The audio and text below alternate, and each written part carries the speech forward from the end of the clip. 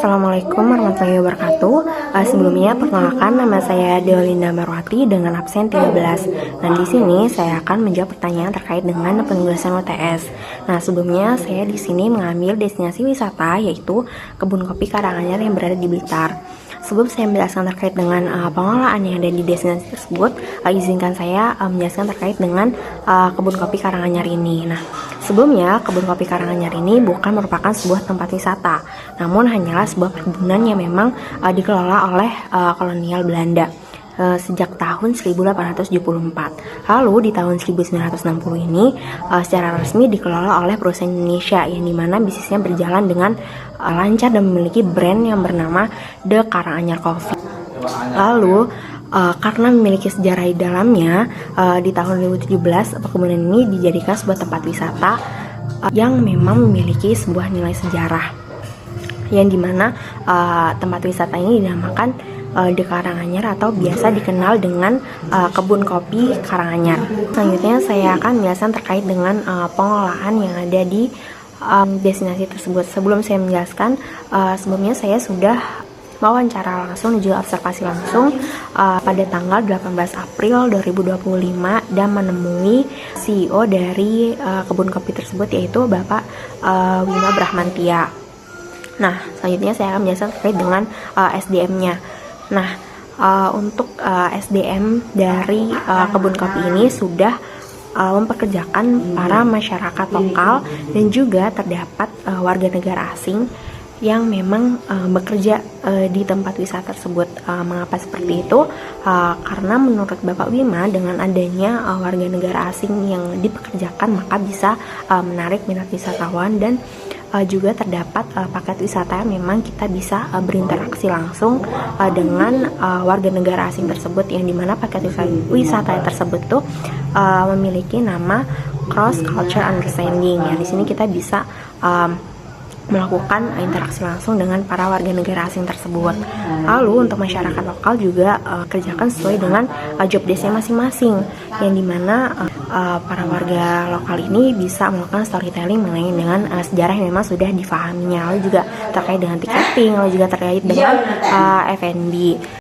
Oke, selanjutnya saya akan menjelaskan mengenai dengan keuangan. Nah, untuk sumber pendapatannya terdapat atau berasal dari tiket masuk, yang dimana dibanderol seharga 25.000, yang dimana ini merupakan tiket terusan ke 4 museum. Yang pertama ada Museum Rumah Loji, ada Museum Pusaka, ada Museum Bakti Purna, juga Museum Blitaran. Nah, selanjutnya terdapat paket-paket wisata lainnya yang memang ini di luar harga dari tiket masuk, jadi diadakan biaya tambahan. Jadi itu merupakan salah satu sumber pendapatan yang ada di perkebunan ini. Lalu juga terdapat sumber pendapatan lain yang berasal dari penjualan kafe yang ada di perkebunan tersebut. Jadi terdapat berasal dari penjualan kopi, lalu juga souvenir-souvenir yang memang ciri khas dari perkebunan tersebut. Nah, lalu selanjutnya yaitu terkait dengan pemasaran. Nah, menurut Bapak Wima ini pemasaran dilakukan secara online melalui media sosial. Lalu juga bekerja sama dengan beberapa influencer untuk memasarkan sebuah destinasi ini. Lalu selain influencer juga bekerja sama dengan beberapa agen travel lokal dan juga beberapa stakeholder yang memang ini bisa melakukan pemasaran secara maksimal, dan juga nantinya akan dikenal secara luas oleh wisatawan asing maupun wisatawan dari kota lain. Lalu selanjutnya yaitu pengembangan. Nah, untuk pengembangan terdapat beberapa modifikasi yang dilakukan oleh pengelola terkait dengan perkebunan ini, yaitu yang pertama ada kafe, yang dimana ini dulunya bukan sebuah kafe, namun sebuah gudang, yang dimana sekarang ini dijadikan sebuah kafe. Lalu menurut Bapak Wima juga terdapat rumah peninggalan pejabat tinggi dari kolonial Belanda, yang dimana sekarang ini dijadikan sebuah museum. Mungkin itu beberapa modifikasi yang memang sudah dilakukan saat ini.